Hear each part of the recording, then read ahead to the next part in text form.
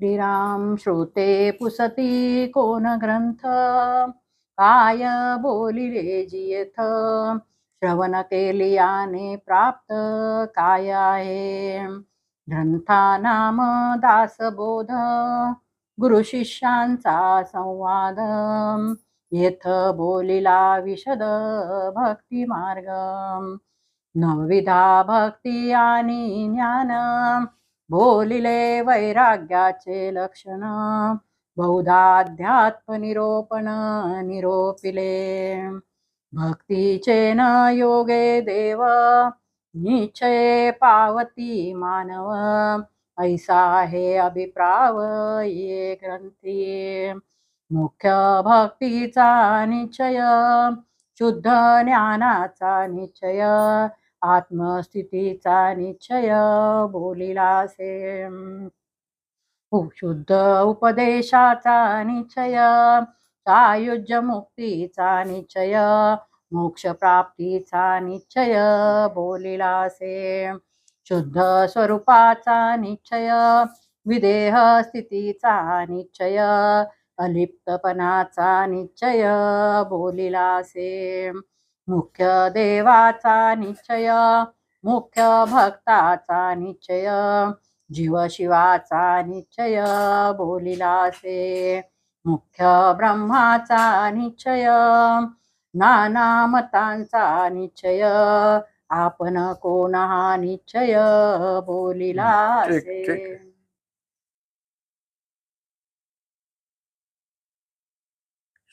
श्रावण मास सप्ताहाचा आज प्रारंभ आहे.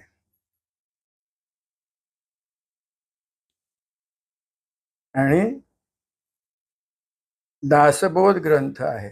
श्रवणासाठी आपला ग्रंथ कोणता आहे? दासबोध. आता इथे तुम्ही दासबोधाचे 20 दशक आहेत. प्रत्येक दशकामध्ये 10 समास आहेत. तर पहिला दशक आज आपण सुरू करतोय वाचायला. पहिल्या दशकातला पहिला समास आता आपण वाचतो, ऐकतो. आणि ग्रंथकर्त्यांनी या पहिल्या समासातच एक प्रस्तावना, हा ग्रंथ कसा आहे, ग्रंथाची ओळख करून देतात ग्रंथकर्ता कोणी असेल. तर पहिल्या समासातच ग्रंथात विषय मांडणी कशी कशी आहे, मुख्य ह्या ग्रंथाचा उद्देश कोणता आहे ते सांगितलेलं आहे. आणि कशी मांडणी करत असताना विषय कसे कसे येणार आहेत ते सुद्धा पहिल्या समासात पूर्णपणे सांगून टाकले. ग्रंथ वेगवेगळ्या विषयांवरचे असतात. तसा हा ग्रंथ कोणत्या विषयावरचा आहे? त्याने सांगितलं की बहुधा अध्यात्म निरूपण. अध्यात्माचं इथे निरूपण आहे. आता एक लक्षात घ्या, अध्यात्म शब्दाचा अर्थ लक्षात घेतला की काय विषय असणार त्याची कल्पना येते तुम्हाला, ऐकणाऱ्याला, वाचणाऱ्याला. तर इथे अध्यात्म म्हणजे एवढंच आहे, आधी आत्मा आहे. आणि म्हणून इथे आत्म्याविषयीचं ज्ञान आहे. आता आत्मा म्हटलं की ना, तुम्ही सर्वसामान्यपणे एकदम काहीतरी बाबा हे गौड बंगाल काहीतरी आहे आणि हे काय आपल्याला आता तरी काही गरजेचं नाही असं वाटणार. बघू नंतर कधीतरी असं वाटणार.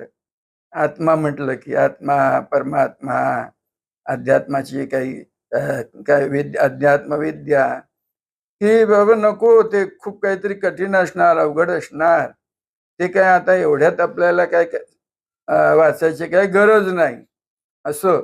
म्हणून माणसं ते सगळं लांबणीवर टाकतात, कळलं का?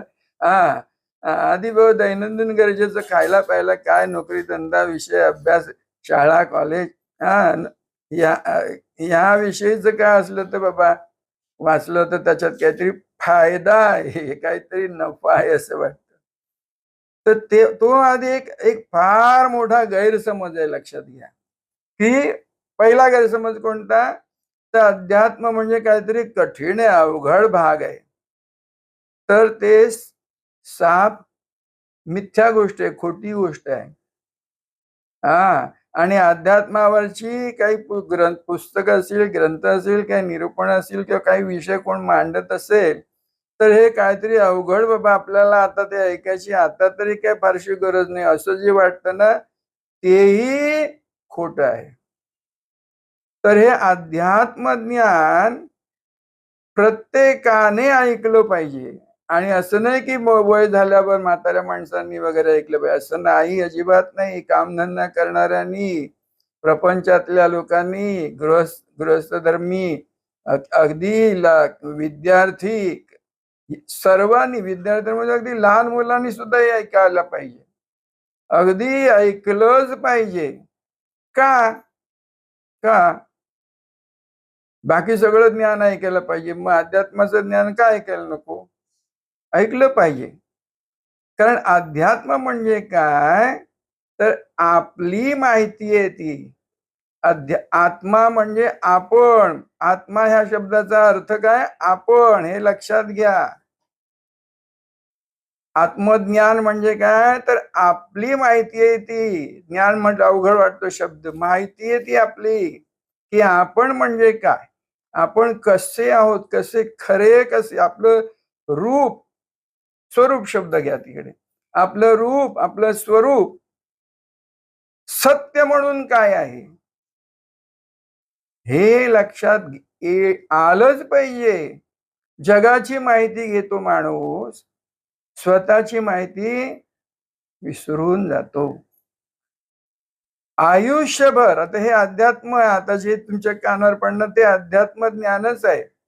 आयुष्यभर कोणताही प्राणी बाहेरचं जग पाहतोय, आणि बाहेरचं जग पाहत असताना हे पाहणारा म्हणून कोण जो आहे तेच विसरतोय. म्हणजे किती मोठी चूक होते कोणत्याही प्राण्याची म्हणा, माणसाची म्हणा, की जग पाहतोय आणि पाहणारा आपण आहे, त्याला चुकतोय, त्याला विसरतोय. केवढं नुकसान आहे हो. पण ते नुकसान आपलं काय अहित होत आहे, हेच प्राण्याच्या लक्षात येत नाही, माणसाच्या लक्षात येत नाही. तर आत्मज्ञानाची ही गरज आहे, निकड आहे, की आधी आपण कोण आहे ओळखता आलं पाहिजे. त्याच्यासाठी आत्मज्ञान ऐकलं पाहिजे. श्रवण आहे ना, श्रवण, आत्मज्ञान ऐकलं पाहिजे.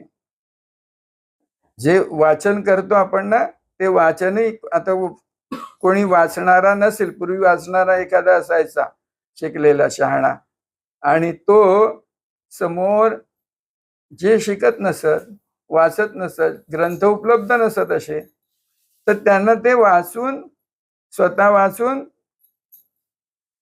ऐकवायचा, म्हणजे श्रवण घडायचंय. आणि बसलेल्या शेकडो, 100,000 लोकांना एकटा माणूस ते ज्ञान अवगत, म्हणजे प्राप्त करून देत. ते ज्ञान तो वाटत असे, किती मोठी गोष्ट. तेव्हा हे फार महत्वाचं आहे. बाबांनो, तुम्ही इथे बसा क्षणभर, एक 10 मिनिटं, 15 मिनिटं, 20 मिनिटं, आणि हे ऐका. कानावर येऊ दे, कानावरून जाऊ दे. कानावरून गेलं की कधीतरी त्यातलं थोडं थोडं कानातून आत जाणार आहे, कानातून आत जाणार आहे. आता बघा, कोणताही माणूस, प्राणी जे ज्ञान प्राप्त करतो ना, पाच पाच संवेदना आहेत ना, 5 संवेदना आहेत. पाहून डोळ्यांनी, गंध, घ्राण म्हणजे नाकावाटे कळतो त्याला कोणता गंध आहे, वास. स्पर्श आहे, त्वचा, स्पर्श आहे, स्पर्शाने स्पर्श करून ओळखतो वस्तू कसली आहे, कोणती आहे. आणि आणि काय, आणि काय, चव घेतो, जिभेने चव घेतो, बरोबर आहे, चव घेतो. आणि सगळ्यात महत्वाचं कोणतं असेल तर ते कर्ण इंद्रिय, कानानेच प्रथम आणि अंतिम ज्ञान प्राप्त होत आहे. आता हे ज्ञान सुरुवात कुठून होते? कानाने. तर तुम्ही म्हणाल की कानाने ऐकणं जन्म झाल्यानंतर बालक ऐकायला लागतं. ते तर बरोबर आहे, ते तर खरंच आहे. पण तुम्हाला एक सांगतो, आता सुद्धा तुम्ही बघता मुलं जन्मताच ज्ञानी असतात. फार एक एक मूल ते जन्मला बरोबर 1-2 वर्षामध्ये आपल्या शंकराचार्य जे आपले हे अद्वैत तत्वज्ञान 2-2.5-3 वर्षाचे असताना त्यांनी निरूपण आत्मज्ञानावरची केली आणि वादविवादात भाग घेतला मोठ्या मोठ्या पंडितांबरोबर आणि जिंकले. हे अद्वैत सिद्धांत ज्यांनी मांडला, हिंदू धर्माची स्थापना ज्यांनी केली, अद्वैत मत ज्यांनी मांडलं, हा, तर ते शंकराचार्य 2.5-3 वर्षाचे असतानाच हे ज्ञान त्यांना प्राप्त होतं. आणि पुराणामधलं एक फार मोठं सुंदर उदाहरण आहे, तुम्हाला सगळ्यांना अवगत माहित आहे. कोणतं? अभिमन्यूचं तुम्हाला माहिती आहे ना, की तो गर्भामध्ये असतानाच त्याने ते चक्रव्यूह भेद कसा करायचा ते ऐकलेलं होतं. कारण तो गर्भात असताना, आईच्या गर्भात असताना कोणी सांगितलं ज्ञान? कृष्णाने. कोणाला सांगितलं? सुभद्रेला, हा, आपल्या बहिणीला, की असं असं आहे. पण ते नंतर चक्रव्यूह भेद कसा करायचा हे काय त्याच्या त्या कानावर गेलं नाही. पण तू चक्रव्यूह भेद करायचा, आत जायचा आणि त्यातून बाहेर कसं पडायचं हे काही त्याच्या कानावर आलेलं नव्हतं. त्यामुळे तो आतमध्ये, ठीक आहे. तर इथे तुम्हाला एक गोष्ट लक्षात येते की गर्भात असतानाच ते श्रवण घडतं. जन्म झालेला नाहीये, परंतु ते कानावर येत आहे. म्हणून हल्ली मग आई जे काही ज्ञान असेल, प्राप्त होत असेल, ऐकत असेल, ते त्या बालकाला, त्या गर्भातील बालकाला ऐकू जातं, कळतं. ते ज्ञान तिथे होत आहे. श्रवण फार महत्वाचं आहे. श्रवण फार महत्वाचं आहे. आणि तुम्हाला सांगतो की माणूस कोमामध्ये गेलेला असेल, हल्ली कोमामध्ये म्हणजे माणसं पडून असतात, 2-2, 4-4 महिने पडून असतात, तरी सुद्धा त्यांचं श्रवण असतं ते चालू असतं. कानातून ते ज्ञान त्यांना होत असतं, पण ती उमज होत नाहीये, ती हालचाल होत नाहीये, पण ते श्रवणातून ते ज्ञान पोहोचत असतं. मेंदू तसा तो तिथे काय म्हणतो अगदी. हा, आणखी एक लक्षात, हे कानातून जे ज्ञान पोहोचतं ध्वनी लहरींतर्फे द्वारे, ते मेंदूच्या अगदी त्या स्मृती केंद्राच्या अगदी जवळ आहे. बाकीची थोडी लांब आहेत केंद्राची स्थानं, म्हणजे दृष्टी संवेदना म्हणा किंवा गंध संवेदना. पण तू कानाचं जे ध्वनीचं जे संवेदन घडतंय, वेदन घडतंय, कळणं घडतंय ध्वनीचं, ते अगदी जवळ आहे. म्हणजे काय म्हणाल तुम्ही, कॉम्प्युटरच्या तर त्याच्यामध्ये जी काय असतात चिप असते कसली, ती श्रवणाची त्या फार अशी एक सोय आहे, सुविधा आहे की ती माणसाला म्हणजे काय म्हणू अगदी तीव्रपणे ते तिथे घडतंय. आणि ते साठवून ठेवण्याची क्षमता ती मानवी मेंदूमध्ये आहे, म्हणजे बुद्धीमध्ये, आपण बुद्धी म्हणूया. त्यामुळे श्रवणाद्वारे ज्ञान होत आहे. आणि अध्यात्माचं ज्ञान, आत्म्याचं ज्ञान आत्म्याला होतंय. आत्मज्ञान म्हणजे काय? आपलं ज्ञान आपल्याला होतंय. बाकी आपण इतर सगळी ज्ञान जी ग्रहण करतोय ती बाह्य आहेत, बाहेरची आहेत, जगाची आहेत, लोक परलोकाची आहेत. पण तू स्वतः म्हणून, स्व म्हणून जे आहे ते आपण आहोत. आणि इथे मुख्यत्वे दासबोधाच्या हा अध्यात्म ग्रंथ असल्यामुळे मुख्यत्वे इथे आपली ओळख होत आहे. ग्रंथकर्ते रामदास आहेत, समर्थ रामदास आहेत. तर त्यांनी दासबोध हा एक असा ग्रंथ आहे की या ग्रंथामध्ये आत्मज्ञानही आहे. का महत्वाचा आहे? का महत्वाचा हा ग्रंथ? हा ग्रंथ का महत्वाचा? लक्ष इकडे तिकडे जाताच कामा नाही. लक्ष बघा, हेच चुकतं कुठे? अध्यात्म कुठच्या वर्गात तुम्ही शाळेमध्ये असाल, कॉलेजमध्ये शिकता, तुम्ही जे सांगितलं जातंय ना ते पूर्णपणे ऐकलं पाहिजे. मग इथे तिथे व्यत्यय येतात, तिकडे लक्ष जाता कामा नाहीये. मग महत्वाचं जे आहे ते असं काय म्हणतात, शब्द आपल्याकडे वापरतात, कानात प्राण आणून ऐकलं पाहिजे. श्रवण कसं करावं? कानात प्राण सगळे गोळा पहा, एकच प्राण नाही, पंचप्राण ते कानात गोळा झाले पाहिजे. इतकं तुमचं ऐकण्याचं एकाग्र चित्त, त्याला म्हणतात कॉन्सन्ट्रेशन, इतकं जबरदस्त पाहिजे की काय सांगितलं जातंय. तो शिष्य खरा शिष्य जो सद्गुरूंनी सांगितलेला शब्द टिपून घेतोय.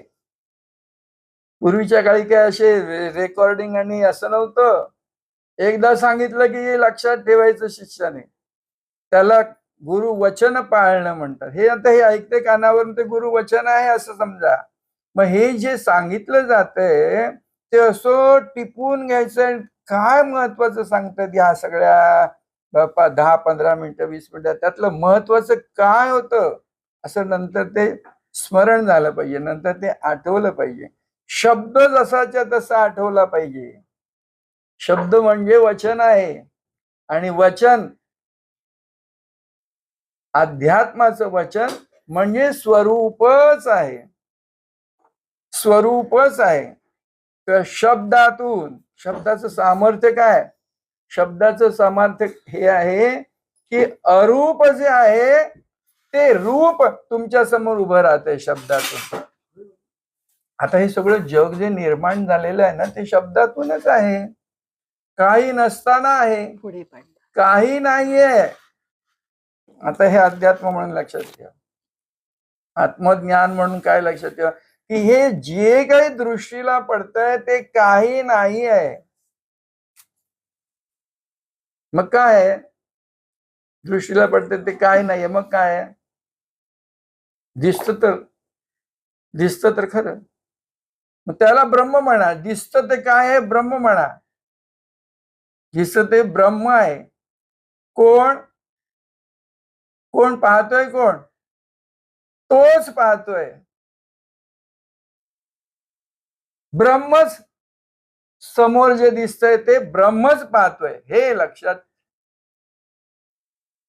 ठेवा. ज्ञान म्हणजे काय? ज्ञान म्हणजे काय? तुमच्या प्रत्येकाच्या ठिकाणी ज्ञान आहे. कोणी अज्ञान आहे का इथे?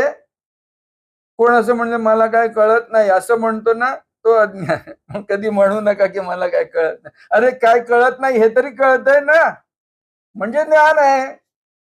कोण म्हणतो ना काय बरोबर ना? हा, मला काय, अरे बाबा तू मला काय कळत नाही म्हणतो ना, तेच तुला कळते. फार मोठी गोष्ट आहे ही. मग ज्ञान आहे ना, हे ज्ञान आहे. आता ज्ञान म्हणजे काय? अगदी सोपं. काय? आता मी असा तुला स्पर्श केला, तुला कळतं. आता हे बोलणं चाललंय, तू ऐकतोयस, पाहतोयस, हे ज्ञान आहे. म्हणजे काय? कळणं म्हणजे काय? आपण अगदी साधा व्यवहारातला शब्द काय? जाणीव होते.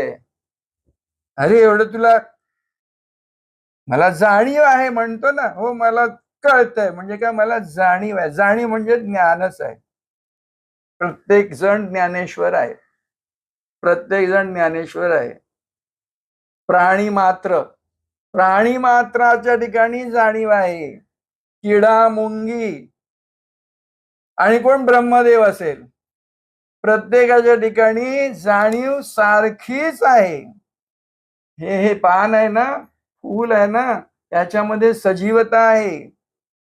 म्हणजे ती जाणीव आहे. मी आमच्या महाराजांचं उदाहरण सांगतो तुम्हाला. चालताना कशा पूजा करताना वगैरे सुद्धा असं मध्ये जर पाकळी पानाची फुलाची पडलेली असेल, स्वतः महाराज अशी ती पाकळी उचलायची आणि बाजूला ठेवायची, पायदळी येऊ नये म्हणून. ते ब्रह्म आहे. चराचरामध्ये साधूला, संताला चराचरामध्ये ब्रह्म दिसतंय, चैतन्य दिसतंय. हे अवघं चैतन्य आहे. ठीक आहे, माया का म्हटलं त्याला? मग प्रश्न निर्माण होतो. आता तुम्ही पुढे पुढे विचार कराल त्यामुळे मग दृश्याला हे सगळं दिसतंय याला माया का म्हटलं? कारण ते टिकत नाही, टिकून राहत नाही. आता इथे सकाळी होतं ते आता संध्याकाळी नाही, असं आहे म्हणून त्याला माया म्हटलं. पण आहे ते ब्रह्मच आहे. मला हे ब्रह्मरूप दिसले. काय भाग्य असेल तुम्हाला सद्गुरू भेट होते आणि हे अवघं कसं ब्रह्मरूप आहे हे कळतं. म्हणून ते म्हटले की काय, निसर्गदत्त सद्गुरु आमचे जगिया अवतरले, मला हे ब्रह्मरूप दिसले.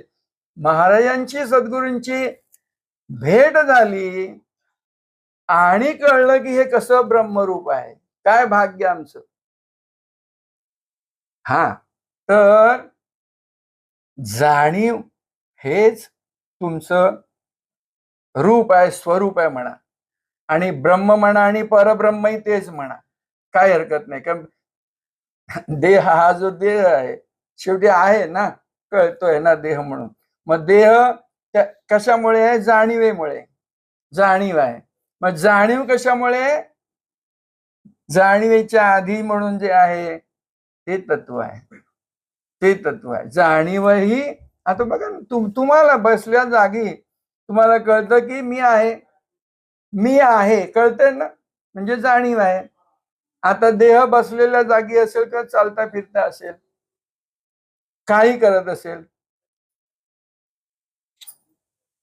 जागृतीमध्ये दिसतोय.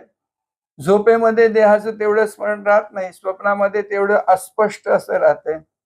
पण हे सगळं तिन्ही अवस्थामध्ये काय आहे? जाणीव आहे. जागृतीमध्ये पण जाणीव आहे, झोपल्यावर जाग येते नंतर तेव्हा सांगतो की मी झोपला होतो, म्हणजे झोपल्याची जाणीव सुद्धा त्याला होते. आणि स्वप्न पाहतोय म्हणजे स्वप्न पाहताना ती जाणीवच आहे तिथे.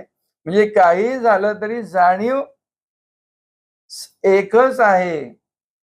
आणि ती जशी माझ्या ठाई आहे तशी इतर कीड मुंगी प्राणी मात्र देव ब्रह्मदेव सर्वांमध्ये तीच जाणीव आहे. म्हणजे सर्व चराचर भरून एक जाणीवच आहे, असं बघा. आता मग त्या ही जाणीव आहे, कळतंय, ज्याला कळतंय तो परमात्मा आहे, तो सद्गुरु आहे. तुम्हाला हे कळतंय? जाणीवे सहित तिन्ही अवस्था सुद्धा येतात जातात, सगळं पाहतोय कोण? जाणीवेचाही जाणता आधी आहे, जाणीवेच्या आधी आहे, आधी असलेलं. बघा ना, साधी गोष्ट आहे हो. आता ही दोघ जण आता इथे आली आणि बसली, बरोबर? पाहिलं कोणी? जो आधी आहे तो पाहतोय, आधी असणार. आता समोर काही येऊ दे, ते दिसणार कोणाला? जो पाहणाऱ्याला त्याला दिसतंय ना. म्हणजे जो मुळात आहे पहिला त्याच्याकडे लक्ष द्या, त्याला म्हणायचं आत्मज्ञान. वरच्या ह्या सोंगाला बुडू नका, हे आता आहे तर उद्या नाही, असं आहे. मग चिरस्थायी असं काय आहे? जे काही झालं तरी, काहीही झालं तरी ते आहे म्हणूनच आहे, अशी एकमेव गोष्ट आहे. त्याला आपण परमात्मा म्हणतो, त्याला सद्गुरू म्हणतो, कोणी अल्लाह म्हणतात, कोणी ऑलमाइटी गॉड म्हणतात, काय म्हणतात, नाव काही नाव दिलं जातं ओळखायसाठी. अमुक ही बाबा दया आहे, हा शार्दूल आहे, ओळखायसाठी नाव दिलेलं जातं, ओळखीसाठी व्यवहारासाठी नाव आहे. नाही तर नावात काही दम नाही, खरं नाही, ठिकाण नाव नाही राहत.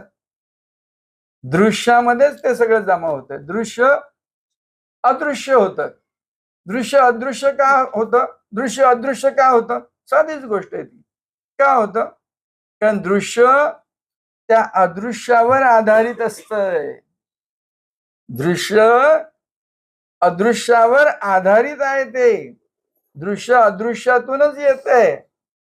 ते ब्रह्म आहे. पण नाहीसं होतं म्हणून त्याला माया म्हटलंय. दृश्य.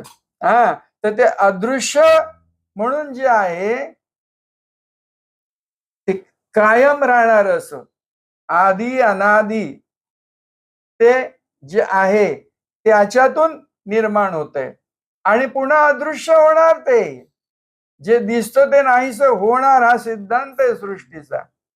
जे दिसतं ते क्षणभर क्षणभर म्हणजे काही काळापुरतं ते नाहीसं होणारा सिद्धांत आहे. नाहीसं होतं ते म्हणजे काय होतं? ते मूळ जे होतं तसं होऊन जातंय. अदृश्य होतं म्हणजे काय? जसं मुळात होतं तसं होतंय. हे चाललेलं आहे. अध्यात्म म्हणजे काय फार मोठी अवघड गोष्ट आहे का समजून घ्यायला? काय नाही. तर हे समजून घ्या.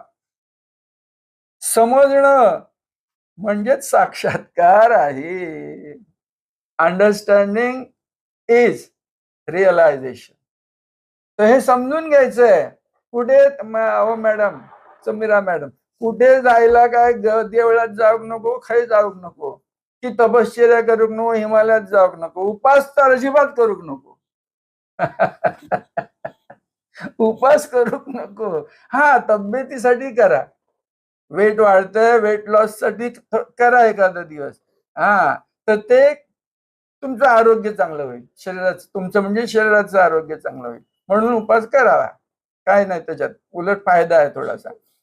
पण काहीतरी बाबा देवाचा धर्माचा काहीतरी म्हणून ते उपास तपास अजिबात करू नका. तीर्थयात्रेला आमचे महाराज सांगतात तीर्थयात्रा जाता रे कुठे जाताना क्षेत्राला तर एक सहल म्हणून जा, पिकनिक म्हणून जा. घरात बसून नको कंटाळा आला बाबा आता जरासं मौज फिरा. तसं करा. एक उद्देश म्हणून काय तीर्थयात्रा म्हणा, त्याला नाव द्या. तर हे सगळं समजून करा. काय म्हणतात डोळसपणे करा. अंधश्रद्धेने काय करू नका. तर आपली ओळख करून घेण्यासाठी हा श्रवणाचा खटाटोप आहे. तर श्रावण मासात तरी 1 महिना दासबोध ग्रंथ हातात घ्या. आपण दासबोध वाचतो म्हणून आणि त्यातला एखादा समाज वाचा. एखाद्या दिवशी एखादा समाज वाचा, काही नाही. नित्यनेम आता हे इथे बसणारे कोणते नित्यनेमाने वाचतील. पण तुम्ही एक समाज सकाळी दासबोधाचा वाचायचा. घरात दासबोध आहे बरोबर ना? असतो. प्रत्येक हिंदूच्या घरामध्ये भगवद्गीता असली पाहिजे असं म्हणतात. आहे की नाही माहित नाही, असते की नाही माहित नाही, पण असायला पाहिजे. बघा इतर धर्मीय त्यांच्या घरी त्यांचे ग्रंथ असतातच आणि त्याचं नित्य वाचन पठण श्रवण करतात. एक व्यक्तिगतही करतात आणि समुदायामध्ये बसूनही करतात. तर त्याला काय म्हणायचं? निष्ठा. तशी निष्ठा पाहिजे की मला हे प्राप्त करून घ्यायचं आहे. काय म्हणतात ना हे आत्म्याची ओळख म्हणजे काय आहे, स्वरूपाची ओळख काय आहे, मी खरा कसा आहे. खरा देह ही माझी खोटी ओळख आहे. आता जन्म झाला आणि नंतर काहीतरी मृत्यू म्हणून आहे, ते देहाचं आहे. पण देह आला नाही आणि गेला नाही तरी सुद्धा मी जसा होतो ते माझं स्वरूप काय आहे, त्याला भगवत स्वरूप म्हटलंय, त्याला परमात्मा स्वरूप म्हटलंय. ते शुद्ध ज्ञान म्हणून जे आहे आपलं असणं.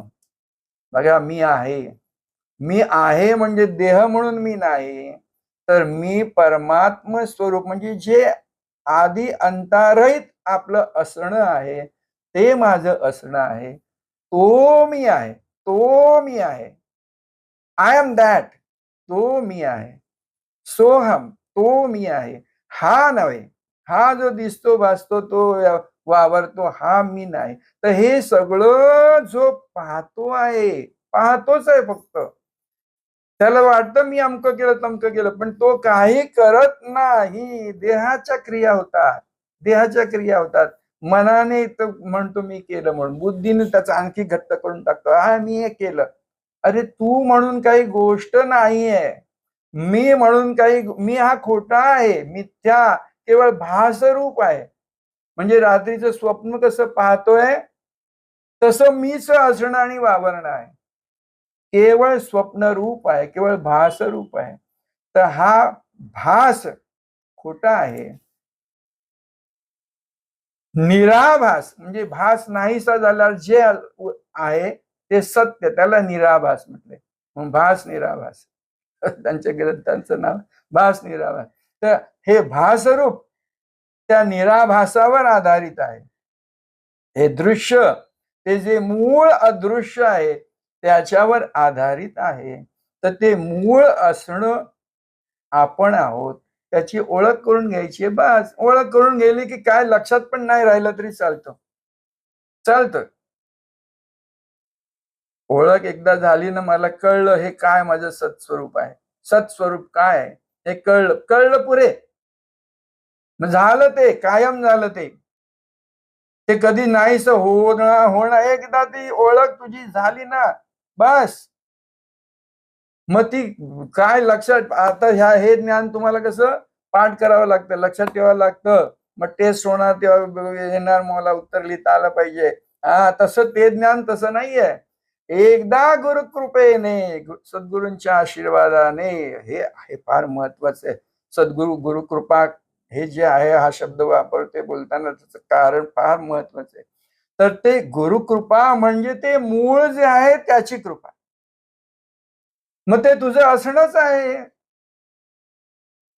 तुम्हाला मला भाग्य असं आहे की आम्हाला चालते बोलते देहरूपात वावरणारे सद्गुरू भेटले. निसर्ग महाराज काय, रणजित महाराज काय, काळसिद्धेश्वर महाराज काय, आपल्या परंपरेतली जी जी नाव आहेत ती घेतली. की चालते बोलते स्वरूप परब्रह्म. आमच्या महाराजांना आम्ही म्हणतो चालतं बोलतं परब्रह्म महाराज. तर त्यांच्याकडून ज्ञान ऐकलं, नाम मंत्र मिळाला, ज्ञान निरूपण ऐकली, तर फार भाग्य असेल ज्याचं त्याच्या कानावर अशा साक्षात्कारी महापुरुषांकडून काही शब्द ऐकायला मिळतात. तर ते ऐकल्यावरती तुमचं स्वरूप उघड होणारच. नाही असं नाही, असं शब्दच वापरू नका कोणी. ही सद्गुरूची भेट झाली, ते काय एवढस बारीकस जे काय असेल ते वचन कानी पडलं ना, बस. पडलंय ना, त्याचीच खात्री बघा. इथे इथे आता दासबोधाच्या या समासामध्ये विविध प्रकारचे काय उपदेशाचा निश्चय, देवाचा निश्चय, वेगवेगळ्या भक्तीचा निश्चय, ज्ञानाचा निश्चय, निश्चय शब्द वापरला. निश्चय, निश्चय हा शब्दच लक्षात द्या. निश्चय म्हणजे ज्याचा कधी चय होत नाही. म्हणजे नाही, कधी चय होत नाही म्हणजे नाही असं होत नाही.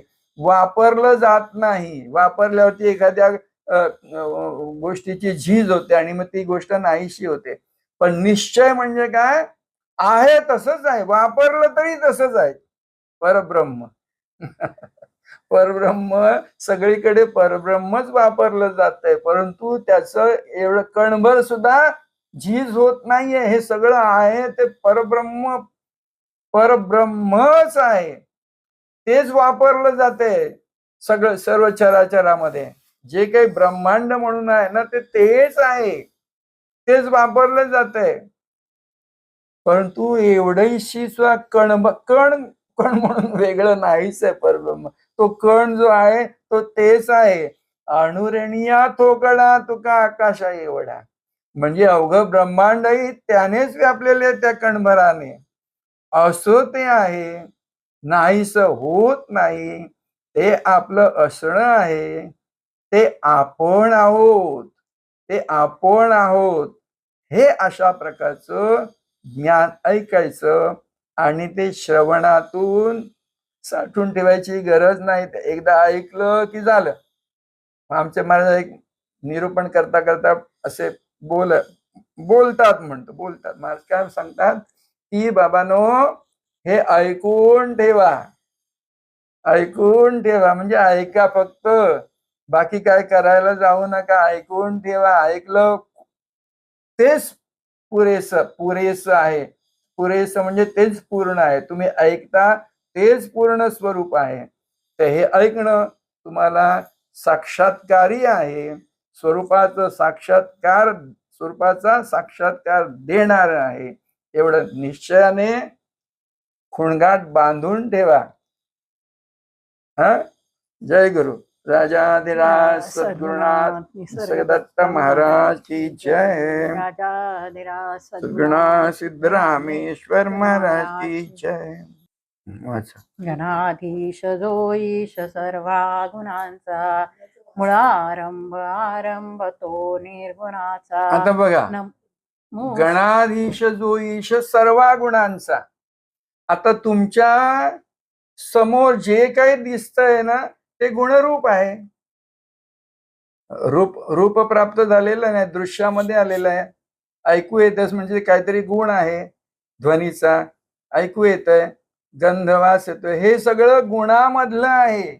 गणाधीश जो ईश सर्वा गुणांचा म्हणजे हे सगळं जे काही निर्माण झालेलं आहे त्याच्या मुळाशी गणाधीश. ही गणना 1 2 3 4 वस्तू दिसतात, प्रकार दिसतात. ह्या सगळी गणनेची सुरुवात जिथून झाली तो गणाधीश आहे. सगुणाच्या मुळामध्ये जो आहे तो म्हणजे याचा आधीश म्हणजे मुळामध्ये जो आहे तो आहे. आणि एवढं झालं म्हणजे हे दृश्यामधलं. आणि अदृश्यामध्ये पण तोच आहे मागे, कारण तो मुळामध्ये तो आहे तिथे. त्याच्या मागे जे आहे ते सगळं निर्गुण आहे. काय गणाधीश जो ईश सर्वा गुणांचा, आरंभ तो निर्गुण. आरंभ तो निर्गुणाचा. बस. मग तो जो आहे तो म्हणजे लांब गेला कुठे, ते तो नाही. तो लांब दाखवायला असं तसं नाही, तूच आहे तो. म्हणजे बाहेर जे काही आहे ते, आणि मुळाच्या मागे म्हणजे मुळाशी जे आहे ते, तिथे तूच आहेस. गणाधीश जो ईश सर्व गुणांचा, आरंभ तो निर्गुणाचा म्हणजे मध्यभागी तू आहे ना.